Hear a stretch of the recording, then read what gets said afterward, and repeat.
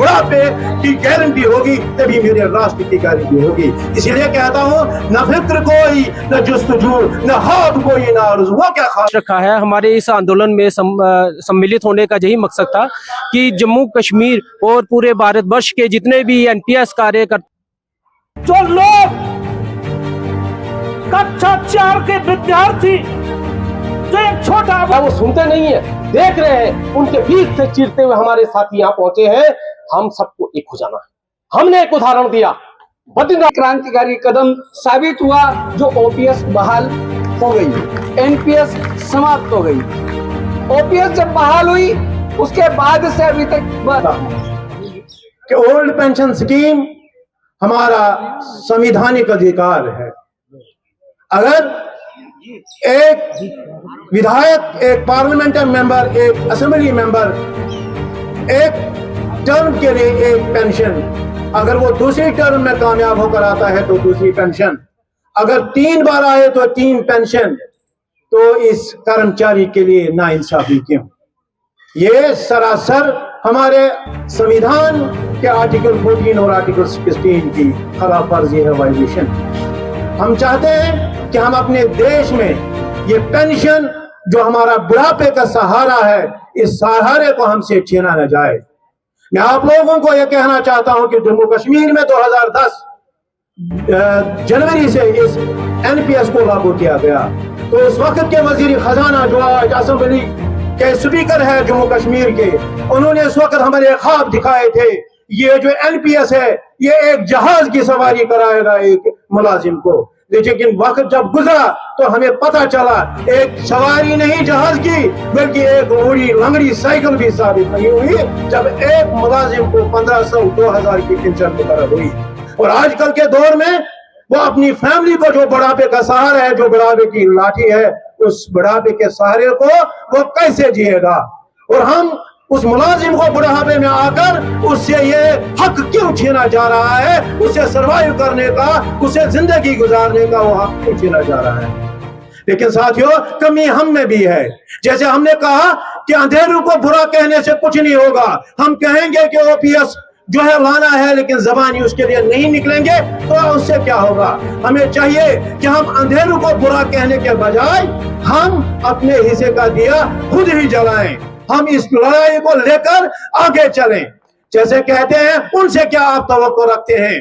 जैसे अभी मेरे साथी ने कहा कि अगर हम जो लड़ाई लड़ रहे हैं ये चंद ही लोग हैं, जैसे मेरे गुजरात के भाई ने कहा, मैं उनसे कहता हूँ न फिक्र कोई, न जुस्तजू, न ख्वाब कोई, न आरज़ू। जिसके दिमाग में फिक्र नहीं है अपने मुस्तकबिल के लिए, अपने राष्ट्र के फिक्र के लिए, यह भी एक राष्ट्रहित काम है। जब राष्ट्र के लोग, जब राष्ट्र को चलाने वाले मुलाजिम के बुढ़ापे की गारंटी होगी तभी मेरे राष्ट्र की गारंटी होगी। इसीलिए कहता हूँ न फिक्र कोई, न जुस्तजू, न ख्वाब कोई, न आरज़ू। वो क्या ख्वाब देखिएगा, ये शख्स कब को मर चुका है, वो लोग मर चुके हैं, उनके वो जिंदा तो है लेकिन उनके अंदर जज्बा नहीं है, उनके अंदर। जंतर मंतर पे आए हैं, क्या कहना चाहेंगे? जैसे आप सबसे पहले मैं अपना आपका नाम बताना चाहता हूँ। मेरा नाम है Rajesh Kumar Sharma, president national old pension restoration United front Jammu and Kashmir. आप जम्मू कश्मीर से? बिल्कुल, ये सारे साथी आप? ये हम सब जम्मू कश्मीर से आए हैं। तो हमारे नेशनल प्रेसिडेंट श्री बीपी सिंह रावत जी ने कॉल दी थी, जो 16 मार्च 2025 को देहरादून से पैदल पदयात्रा के द्वारा दिल्ली जंतर मंतर पर पहुंची 23 मार्च 2025 को, जहां पर इस आंदोलन करने का हमारा एक ही मकसद था कि जो यूनिफाइड पेंशन स्कीम जो सरकार ने लॉन्च की है और जिसकी नोटिफिकेशन भी जारी हो चुकी है, जो 1 अप्रैल 2025 से इम्प्लीमेंट होगी, तो उसी के विरोध में हमने जहां पर जो प्रोटेस्ट रखा है। हमारे इस आंदोलन में सम्मिलित होने का यही मकसद था कि जम्मू कश्मीर और पूरे भारतवर्ष के जितने भी एनपीएस कार्यकर्ता, जितने भी एम्प्लॉइज़ हैं, वो सिर्फ पुरानी पेंशन बहाली की मांग करते हैं। उनको ना ही यूनिफाइड पेंशन स्कीम चाहिए, ना ही माध्यम से उन तक आवाज पहुंचाना चाहते हैं कि साहब, हमारा विकास तब तक मुमकिन नहीं है जब तक ओल्ड पेंशन रेस्टोरेशन जो है पेंशन स्कीम को जम्मू कश्मीर में बिलखुसूस और पूरे भारत में रेस्टोर ना किया जाए। ये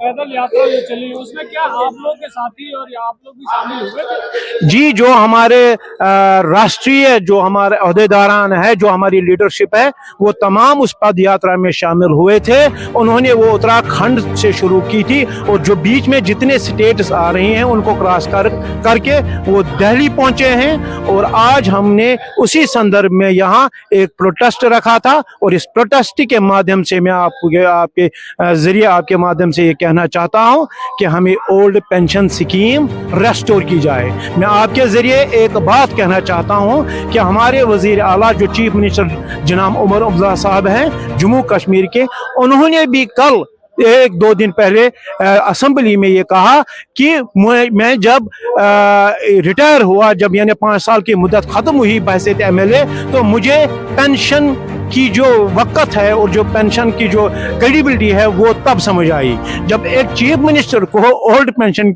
स्कीम जो है अपने आप पे वो लागू करना चाहता है, उसको जरूरत है। तो मुझे बताएं, जो हम मुलाजिम है, जो 4th क्लास है, जो मिडिल क्लास है, जिनका सहारा यही है, तो उनके लिए ओल्ड पेंशन क्यों नहीं? क्या मैसेज देना चाहोगे? हम उनसे कहना चाहते हैं कि ये सिर्फ हमारी आवाज नहीं है। मैं आपको कहना चाहता हूं कि मैं ओल्ड पेंशन ले रहा हूं क्योंकि मैं 2010 से पहले का भर्ती हूं जम्मू कश्मीर में, लेकिन मैं मानता हूं कि हम हिंदुस्तान के जितने भी लोग हैं, हम चाहते हैं कि हमारे बच्चे हिंदुस्तान के सरकारी सिस्टम में आ जाए और अपने देश के लिए वक्फ करे अपने आप को। लेकिन जब वो देश की सेवा के लिए आ जाए, चाहे वो पुलिस में जाए, चाहे वो फौज में जाए, चाहे वो सिविल एडमिनिस्ट्रेशन में जाए, तो मेरा हक बनता है कि मैं अपने बच्चे का जो बुढ़ापा है उस सहारे को रेस्टोर करूं। वो सुनते नहीं है, देख रहे हैं, उनके बीच से चीरते हुए हमारे साथ यहाँ पहुंचे हैं। हम सबको एक हो जाना है। हमने एक उदाहरण दिया, बद्रीनाथ की धरती में कर्णप्रयाग जैसी जगह में इतनी बड़ी रैली कर दी कि पूरे देश की मीडिया के अंदर आज तक ऐसे नहीं रहे जहां हम नहीं पहुंच सकते। यदि हमको एक बस भर के आदमी लाना है तो हमारा यहाँ आने तक 2 लाख रुपया खर्चा होता है। आदरणीय अध्यक्ष जी, 2 लाख रुपया खर्चा होता है, और लेकिन इसके बावजूद भी हम व्यवस्था करते हैं। लेकिन इतना जरूर कहूंगा, इस स्थल पे हमारे राष्ट्रीय अध्यक्ष इतना बड़ा कार्यक्रम कर रहे हैं। हरियाणा यहाँ के नजदीक है, दिल्ली यहाँ के नजदीक है, कर्मचारी वो भी है, हम भी है। क्या मांग हमारी करें और पेंशन बहाल हो जाएगी। अरे कितनों को मारोगे, कैसे मारोगे, कब तक मारोगे? हम इसके लिए तैयार हैं और हम इसके लिए तैयार हैं। ज्यादा नहीं कहूंगा। पुनः आप सभी लोगों को धन्यवाद है और गढ़वाल मंडल कार्यकारिणी की ओर से सभी को नमस्कार है। धन्यवाद।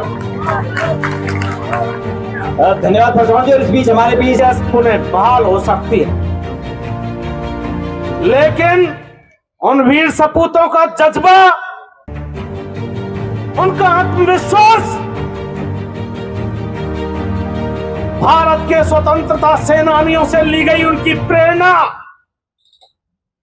जो लोग कक्षा 4 के विद्यार्थी, जो एक छोटा अबोध बालक होता है, वो जाके अगर किसी हरिजन की खाट पे बैठ के, इसलिए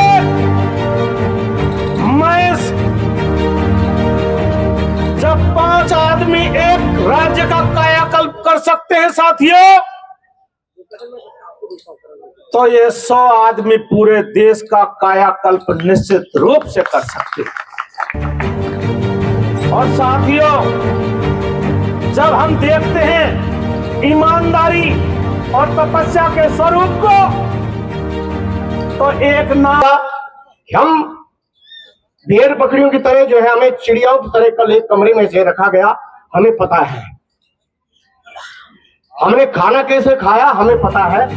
इसलिए मुझे बड़ा वो लगा कि हमारा एक साथी हमारे बीच में नहीं बैठा और मंच में आप लोगों की बात सुनते रहे और तालियां बजाते रहे, तो मुझे लगा कि मैं अनुरोध आप सभी लोगों से करूँ, उनको बुला के लाएं ताकि हमारा भी एक ये लगे संघर्ष के साथ ही है।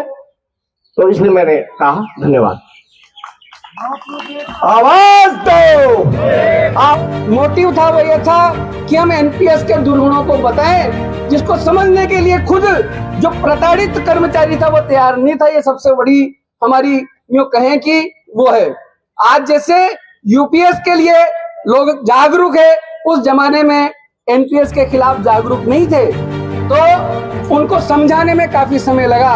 और उसके बाद बड़ी रैलियां, बड़े प्रदर्शन, बड़े धरने और सबसे बड़ी बात उस समय की सत्ता में बैठे हुए लोगों को ये बात समझ में आई कि वास्तव में ये प्रताड़ित करने वाला कानून है और एनपीएस में किसी कर्मचारी का भविष्य सुरक्षित नहीं है। तो राजस्थान में अप्रैल 2022 से एक ऐसा यूं कहें कि क्रांतिकारी कदम साबित हुआ, जो ओपीएस बहाल हो गई, एनपीएस समाप्त हो गई।